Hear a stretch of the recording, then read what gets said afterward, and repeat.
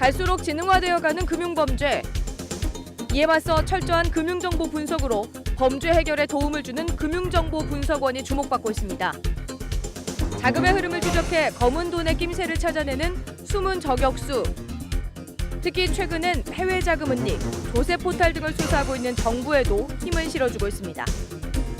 오늘 서정희의 경제펀치에서는 금융정보분석원 김근익 원장과 함께 금융범죄 분석의 길잡이로 나선 금융정보분석원의 모든 것을 함께 알아봅니다.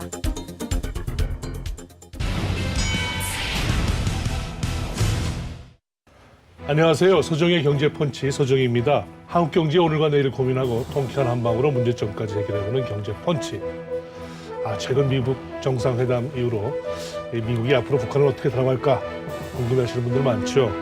아마 미국이 과거 중국도 그랬고 북한도 그랬고 좀 다루기 어려운 나라들은 궁극적으로는 금융으로 다루는 경우가 있기 때문에요. 아마 금융 정보를 가장 많이 갖고 있고 그걸 통해서 아마 다룰 수 있는 방법이 있는 것 같습니다. 그래서 오늘 우리나라에서도 금융 정보를 가장 많이 갖고 있고 또 분석하는 그 수장을 기관의 수장을 한번 모셨습니다. 김근익 FIU 금융정보분석원 원장님이십니다. 안녕하세요. 안녕하십니까. 제가 지금 방금 나름 최근 사례를 더불어서 소개드렸는데 제대로 소개가 됐나 모르겠습니다. 맞습니까? 네, 일정 부분은 뭐 많습니다만 제가 직접 하고 있는 일하고는 좀 거리가 있어 보입니다. 그렇습니까? 네. 아무튼 이 금융정보분석원 네. 일반인들이 좀 생소하긴 합니다. 아마 일반 그 밝은 곳에서는 사실 별로 활동을 안 하시고 아마 좀 이제 검은 돈이 돌아다니고 하다 보면 이제 뒤에서 아마 정보를 많이 수집하시는 것 같아요. 좀 소개를 먼저 간단하게 한번 해주시죠. 네, 일단은 아마 금융정보분석원이라고 하는 데를 보통은 의심거래 정보, 금융기관에서 의심거래 정보가 들어오면 저희 이제 금융정보분석원 FI라고 그러는데 저희가 분석을 하고 이거를 이제 검찰, 경찰, 저희가 법집행기관이라고 하는데 이걸 보내는 이러한 어떤 활동들을 중심으로 보통 많이 이해를 하시고 있는 걸로 알고 있습니다. 그런데 사실은 금융정보분석원이라는 데가 꼭 이 일만이 아니고 크게 보면은 이는 일부에 불과하고 궁극적으로는 금융 부분에 있어서의 무결성이라고 표현해야 되나요? 이제 인테그리티 그거를 지키기 위해서 그 국제 기구인 FATF에서 일정한 국제 규범을 만들고 있고 그 규범을 국내에 이행을 하는 그걸 어떻게 이행을 해서 금융 부분이 그 범죄 활동이나 다른 나쁜 목적으로 쓰이지 않도록 하는가 이런 거를 주로 하는 데가 폭넓게 그렇게 하는 데가 금융정보분석원이라고 이해해 주시는 게 조금 더 정확한 정의가 될 수 있을 것 같습니다. 2001년도 발족이 됐죠? 네, 벌써 꽤 됐네요. 그러니까 역사가. 네, 그렇습니다. 우리 이제 금융정보분석원 같은 경우 이제 흔히 우리가 이제 자금 세탁을 하면 여기에 걸려 뭐 이렇게 얘기가 되어 있는데 과거에 뭐 이제 우리가 누구 돈을 이렇게 빼돌린다든지 횡령하면 횡령죄만 처벌이 됐는데 이제는 이 자금 세탁이 문제가 되면서부터는 횡령죄뿐만 아니라 이제 이 세탁에 관한 처벌까지 같이 받는다죠? 네. 이제 자금 세탁이라고 하는 부분을 쉽게 말씀드리면 돈을 어떤 범죄로부터 생긴 이후 수단을 그래서 범죄로부터 생겼으면은 범죄 고의까지는 이제 법률 처벌이 되는데 그렇죠. 거기서부터 생긴 이후에 그거를 이제 합법화시키는 과정을 그대로 놔뒀다가는 이거 자체도 어떤 나쁜 목적으로 쓰이기 때문에 이거 자금 세탁이라는 거를 범죄화시킨다는 의미가 있는 거고 즉 단순하게 그 횡령이라는 죄 말고도 횡령이라는 죄를 포함한 다른 중대 범죄가 있을 경우 거기서부터 나온 범죄의 수익도 처벌을 하고 이거를 제재 대상으로 삼아야 한다. 이게 이제 자금 세탁을 범죄화시키고 자금 세탁을 처벌한다라고 이해를 해주시면 될 것 같습니다. 뭐 자금 세탁, 뭐 영어로는 머니 런더링입니다. 하는 것 같은데 이게 이제 뭐 국내 어떤 국경 안에서 이루어지는 경우도 있지만 이제 국경을 넘나들면서 하다 보니까 이제 미국이 이제 그 다른 나라에도 그런 협조를 구하고 제재를 하고 뭐 이러는 과정인 것 같습니다. 어떤 저 자금 세탁이라고 하는 것이 이제 언제부턴가는 굉장히 광범하게 아주 국제적으로도 문제가 되고 있는 것 같은데 우리 김 원장님은 특히 금융정보분석원하고는 인연이 좀 깊으신 것 같아요. 제가 벌써 꽤 전에 한번 좀 해보셨죠? 이 원장 대행을. 2011년도에 제가 이제 기획행정실장을 한 1년 반 가량 하고 이번에 이제 원장으로 다시 오게 됐으니까 한 5, 6년 만에 다시 업무를 하게 됐습니다. 네. 뭐 그렇게 오래 전은 아니지만 네.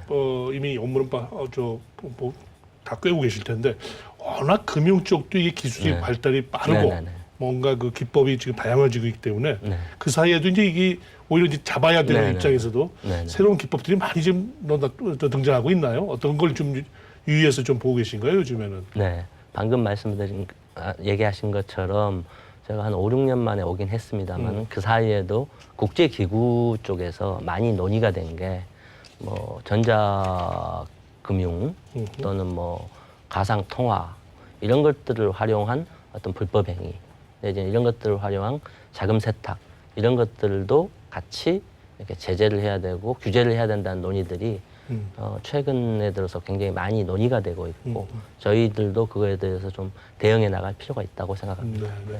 이따 다시 한번 또 여쭙겠습니다만 지금 요즘 뭐 그 4차 산업혁명 얘기하면서 핀테크 얘기도 하고요.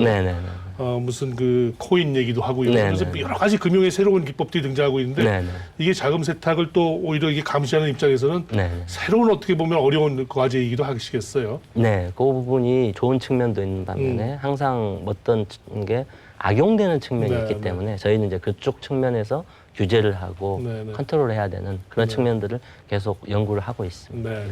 이 자금 세탁을 지금 제재하고 방지하는 이 부분과 관련해서 국내에서도 벌써 제재를 여러 차례 내리신 적이 있나요?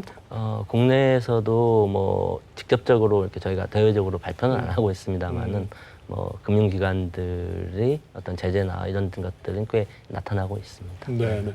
미국 같은 경우는 굉장히 이 부분을 엄격하게 하고 있는 것 같은데 사실 저희 그 국내 금융사 농협 같은 경우 지난해 이제 미국 현지 지점이 뭐 제재를 받은 적이 있더군요. 저희가 상당히 $10,000,000 이상의 제재를 받아서 저희 입장에서 보면 이렇게까지 뭐 큰 잘못을 했을까 싶긴 한데 뭐 어떻게 보십니까? 일단 그 개별 은행의 제재에 대해서는 보통 이제 공식적으로는 저희들이 확인은 안 해드리고 있는데 뭐 좌우지간 그 미국 기준에서 보면 그게 미국 같은 경우는 사실상 현실적으로 우리나라보다도 좀 강한 규제를 가지고 있고요.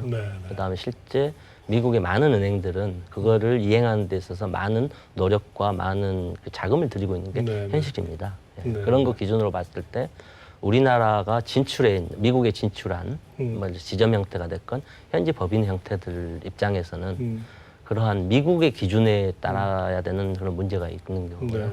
그러다 보니까 아마 일정 부분 미국 기준으로 봤을 때 좀 못 미치지 않았나 그런 생각이 좀 듭니다. 근데 아까 말씀드린 것처럼 금액 측면에서만 본다면 사실은 이미 한 4, 5년 전, 내지 한 10년 전에 미국 기준으로는 수십 배 이상의 금액을 그 미국 은행에 대해서 이미 부과한 적이 많이 있습니다. 워낙 강한 처벌을 갖고 있군요. 그렇습니다. 사실 이제 우리 FIU 금융정보분석원도 2001년도 발족해서 이제 그동안 사실 이제 데이터나 이런 것들이 많이 쌓였겠어요. 그래서 뭐 관련이 없는 분들은 잘 모르지만 조금 이제 그 근처에서 이렇게 보실 분들은 이게 FIU가 무서운 데야.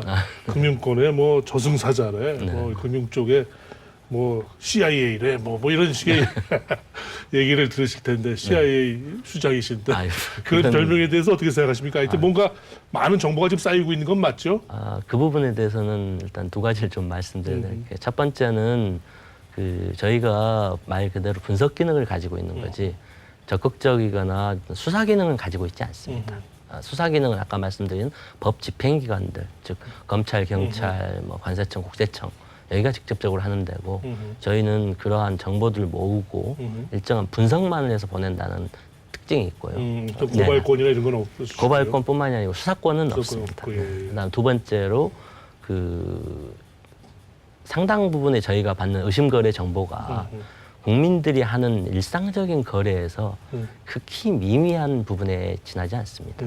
즉 뭐 대부분의 국민들은 뭐 정상적인 금융 거래를 하거나 정상적인 어떤 이런 영업 활동을 하는 데 있어서 그런 부분들이 아마 의심 거래로 보고되거나 그런 게 아니기 때문에 일반적인 국민들 또는 일상생활을 하시는 기업인들은 이 부분을 너무 민감하게 받아들이지 않으셔도 되지 않을까 그런 생각이 듭니다. 그래도 뭐 데이터를 보니까 저 2002년도 발족 바로 다음 해에는 의심 거래가 한 뭐 200여 건이라는 것이 지난해에는 뭐 50만 건이 넘고 네네네. 일단 하여튼 많이 네네네. 그 금융회사들에게 있어서 예. 뭐 안착이 돼 있는 것 같긴 합니다. 네네. 그래서 많은 정보가 쌓이다 보면 네네. 쌓인 정보들이 막 이제 그 네. 컴퓨터로 아마 그 분석이 되고 하다 보면 여러 가지 네. 우리가 몰랐던 그런 내용들이 많이 발견이 되고 하겠습니다. 예, 그게 이제 저희들 일정 기능 중에 하나고요. 네.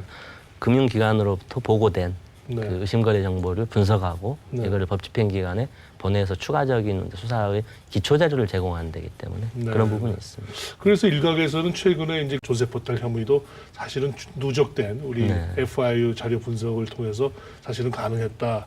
맞습니까? 그 부분은 저희 특정금융거래보고법 구조상 아하. 개별적인 거에 대해서는 저희가 언급을 안 하도록 되어 있고 네. 그 이유는 제일 큰 거는 그것도 하나의 금융정보입니다. 개인 네. 입장에서는. 네. 그리고 두 번째는 이게 수사하는데도 문제가 있고 개인정보 보호 네. 차원에서 저희가 확인을 좀 안 해드리고 있어서 안 죄송합니다. 하실 줄 제가 알고 있었습니다. 죄송합니다. 사실은 아까도 네네. 말씀드렸지만 이제 가상화폐 4차선 혁명 네네. 과정에서 여러 가지 새로운 금융 기법과 관련된 부분이기 때문에 네. 기존 우리의 어떤 금융 시스템에 어떻게 보면 그 뭐라 그럴까요? 네. 루폴이라고 할까요? 뭐 저 허점 부분을 잘 파고들어서 이제 어떤 부분이 있을 수 있을 것 같아요. 새롭게 이런 유형들은 조금 문제가 될 수 있습니다 하는 걸 혹시 얘기해 줄 수 있는 게 있으시다면.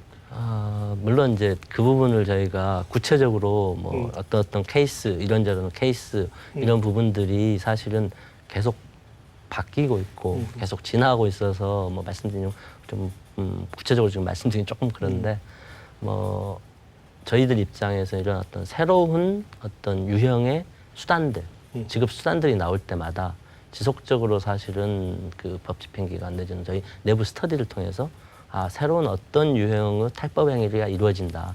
이런 부분들은 계속 연구를 하고 분석을 하고 있습니다. 오히려 더 관심 있게 보셔야 네네네네. 당시 이제 그런 얘기도 많이 있었습니다. 네. 그걸 통해서 벌써 많이 이제 뭐 지하 자금을 하고 있다는 얘기도 있고 별의별 네. 얘기가 많이 있었기 네. 때문에 당연히 관찰하고 네. 계시겠군요. 네. 그러다 보면은 그 FIU라는 곳에는 구성원도 네. 무척 다양하겠어요. 수사기관 네. 분들도 나와 있고 뭐 다양하겠네요. 어떤 네. 분들이 나와 계시나요? 저희가 크게 보면은 이제 금융위원회 소속 기관입니다.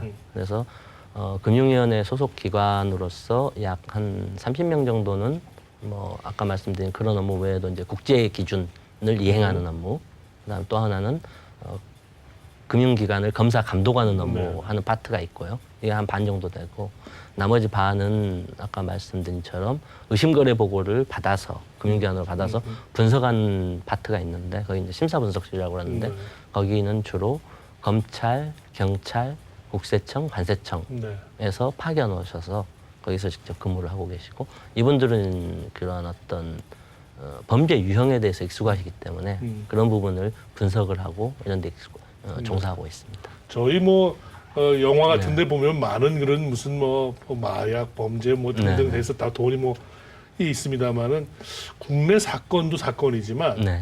어떻게 보면 해외 조직과 연결된 사건들이 참 많이 있지 않겠습니까? 네. 아무래도 네. 그런 부분들도 그러면 수사를 하시다 보면 이제 외국 기관들과 같이 네. 이제 공조 수사가 되고 공조 정보가 이제 네. 서로 교류가 되고 네. 해야 되는데 그 부분은 FIU가 직접 조금 연계가 되시나요? 아니면 다 수사기관 쪽으로 넘어간다면 그쪽에 얘기가 되나요? 예, 그 부분도 아까도 다시 말씀드린 게 이제 저희 같은 경우 수사 기능이 없습니다.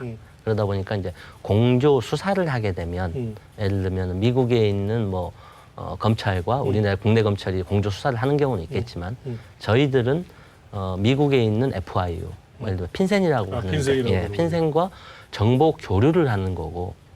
그러니까 교류를 하고 있습니까? 예, 교류를 하는 거고 미국의 핀센도 수사 기능은 없습니다.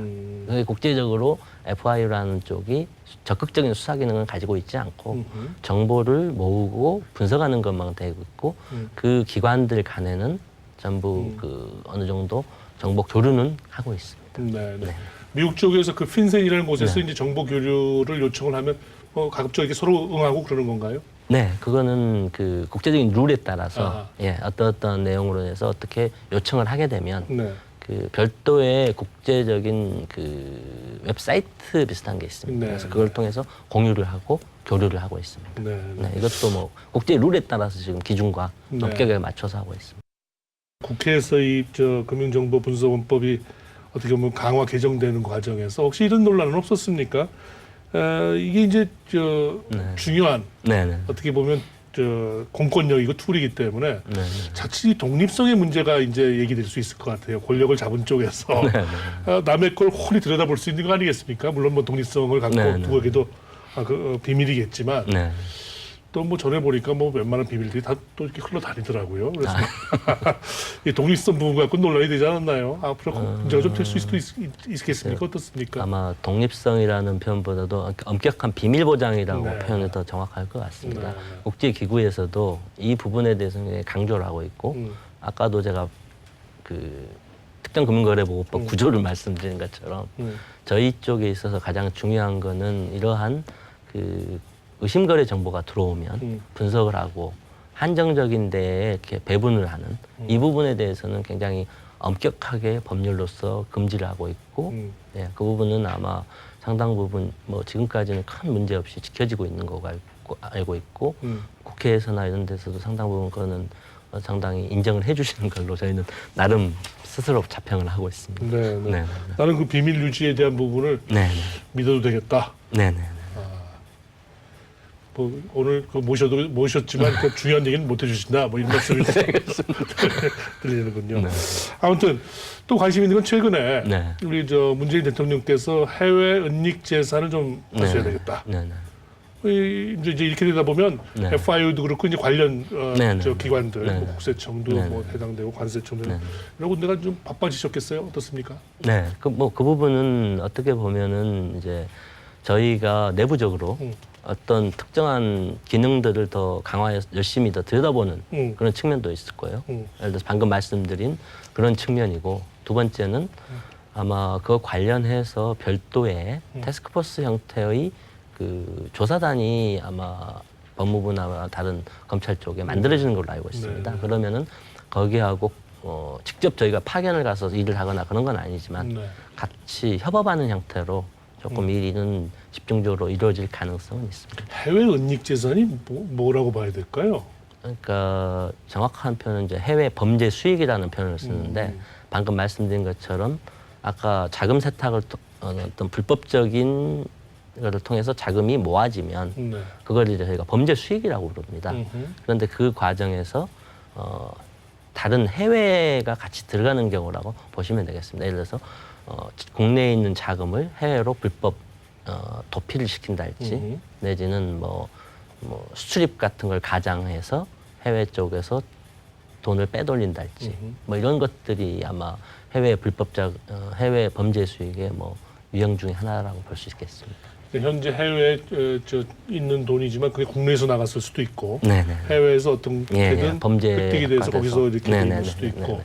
그런 측면으로 보면 되겠습니다.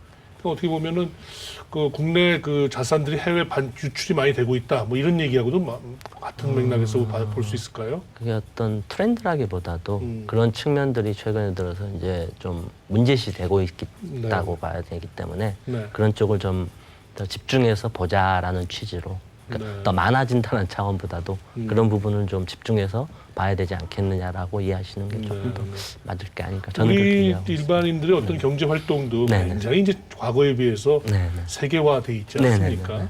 그렇게 세계화되는 과정에서 돈이 일부 이제 들고 날고 하는 거는 네네. 어떻게 할 수가 없는 건데요. 네네. 그런 가운데 너무 이제 의심의 눈초리만 네네. 바라보다 보면 그게 네네. 위축될 수도 있을 것 같아요. 네. 그런데 아까도 이제 잠깐 뭐 말씀드리기가 놓쳤습니다만 아까 50만 건이 이제 한 해에 들어온다고 네네네. 하셨는데 아마 저희 국민들 그 숫자하고 네. 그다음에 한 해에 몇 번 정도 거래가 돼 있는가를 한번 모수로 보시고 예, 50만을 생각하시면 굉장히 극히 일부만 오히려 많이 예, 이렇게 된 게 아닌가. 예, 예. 저희 뭐 인구가 4천만 곱하기 네. 뭐 몇 건 정도 일어날지 네, 한번 네, 생각해 보시면 네, 그러니까 상당 부분 일반 국민들 입장에서는 너무 그 부분에 대해서 조금 위축되실 필요는 없으시지 네, 않을까 네, 네. 예, 그런 생각이 듭니다. 네, 네. 하여튼 뭐 모르게 바람이 오셨듯이 또는 네, 네. 느끼지 못하는 가운데 네, 하여튼 네, 네. 중요한 정보만 분석을 하고 계시면 되겠죠. 네, 네. 네, 네. 아무튼 이런 분석을 하려면은 전문 인력이랄까요? 이쪽에 네. 이제 핵심 인력들이 당연히 필요하실 텐데 뭐 이런 인력을 키우는 방법이 따로 있습니까? 저희는 사실은 그래서 이제 저희가 아까 말씀드린 심사 분석을 담당하는 네. 인원들은 검찰, 경찰, 현직에서 직접 그 그 흐름을 보고 계신 분들이 파견 나와서 네. 이 안에서 하고 계시기 때문에 그런 측면에서 계속해서 그 담당하는 부서에서 파견을 오고 있고요. 네. 상당히 아마 엘리트 분들이 많이 오시고 계시고 네. 한편으로는 이제 저희 금융위 차원에서는 그거를 전산적인 측면에서 백업을 좀 네. 해주는 그런 식으로 지금 진행을 네. 하고 있습니다. 그래도 그 과거에도 그랬습니다만 모든 게 이제 새로운 어떤 기법이라든지 네, 네. 기술 뭐 이런 네. 것들이 발전하고 네, 네. 또 뭔가 진전되기 위해서는 네. 뭔가 이런 것들을 저 기존의 제도들을 뛰어넘는 네, 그런 네, 것들이 네, 많이 네. 있거든요. 네, 네. 그래서 최근에 우리나라 이제 그 자금 세탁 방지 기준이 너무 이제 강화되고 있는 부분들이 어떻게 네, 너무 빨리 가다 보면 네, 네. 싹을 너무 죽여버릴 수 있는 기존에 네. 앞서서 네, 조금 네, 이제 네, 네, 발전되라는 네, 네. 것. 금융업계에서는 이제 이런 게 이제 핀테크 쪽에 네, 어떤 네, 네. 소액 그 해외 네, 송금이라든지 그쪽에서 뭔가 좀 꽃을 피웠으면 하는 기술들이 네. 너무 미리 싹부터 밟는 거 예, 아니냐 예, 예. 뭐 그런 걱정도 좀 사실 합니다. 네, 사실은 그 부분은 이제 저희 나라만이 아니고 국제적으로도 사실은 그런 부분을 같이 고민을 하고 있습니다. 네, 네. 그래서 사실 지금 지난번 회의 때부터 네, 아까 네. 말씀드린 그 국제기구 FATF라는 기구에서 네. 핀테크에 대해서 지금 논의를 하고 있습니다. 네. 이게 방금 말씀드린 것처럼 핀테크가 굉장히 자금 세탁의 위험성에 있어서는 크지만 그게 가지는 긍정적인 효과가 있기 때문에 네. 이거를 반영해서 어떻게 규제를 하고 제도를 좀 합리적으로 할 수 있느냐. 네, 네. 예, 그런 부분에 대해서 논의를 하고 있고 저희들도 사실 내부적으로는 방금 말씀드린 그런 부분에 대해서 전자금융업 같은 경우도 어떻게 이거를 포섭을 할 때 위축이 안 되도록 할 수 있는지에 네, 대해서 네. 상당히 그 많은 전문가들하고 좀 얘기를 해가면서 진행을 하고 있습니다. 네, 네. 오늘 우리 네, 김 원장님 다양한 네. 말씀 사실 네. 쉽지 않은 말씀이었는데 소상히 이렇게 해주셔서 대단히 감사합니다. 감사합니다. 네, 감사합니다.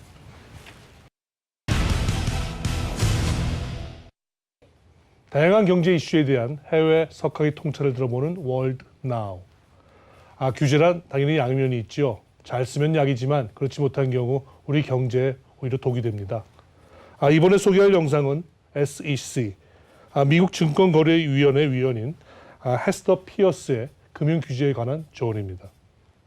If the financial system doesn't work, the rest of the economy doesn't work, and that's why financial regulation matters. We have to get the financial system right, and then companies will be able to grow and hire people and produce products and services that people want. We can think of the financial system like a highway. We do want individual drivers to drive their cars. We want individual bankers to run their banks.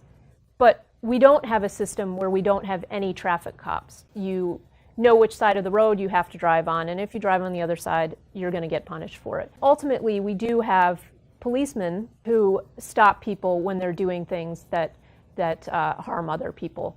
And so there is a role for regulation, but the role for regulators is not to be sitting in every car and telling every driver what to do, when to do it, and how to do it. We're trying to get people the financial products and services they need, and we can do that best by really rethinking the way we approach financial regulation. 유연하면서도 신뢰를 줄 수 있는 금융산업을 만들기 위해 우리 금융당국이 규제의 청사진을 잘 짜야 될 것 같습니다. 서정의 경제펀치 오늘 여기서 이만 인사드리겠습니다.